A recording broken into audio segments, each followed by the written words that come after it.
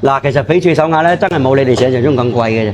嗱，呢度咧就係我生活咗半世嘅地方啦，2代人嘅研頭加工翡翠工廠。嗱，身邊嘅朋友都成日咁樣問我嘅，點解咁傻啊？咁大年紀啦，仲要出嚟拍視頻？嗱，我只能夠講咧，我熱愛翡翠呢個行業嘅。嗱，我已經喺平洲成30年啦，一半人生都已經係深耕翡翠嘅啦。嗱，而家呢個行業咧已經太過魚龍混雜啦，唔少手鐲已經莫名其妙咁炒到天價緊。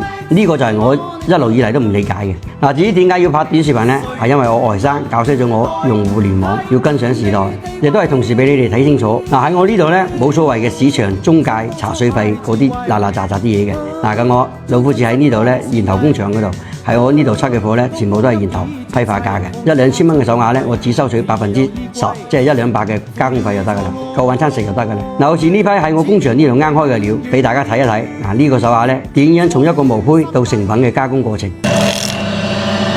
嗱，依家啲成品就已經出咗嚟啦，你睇下，起貨。嗱，呢度咁多款，有冇一款係你心目中嘅夢中情鐲呢？如果中意嘅話呢，睇啱同我單翻先就得啦，我嚟同你哋安排。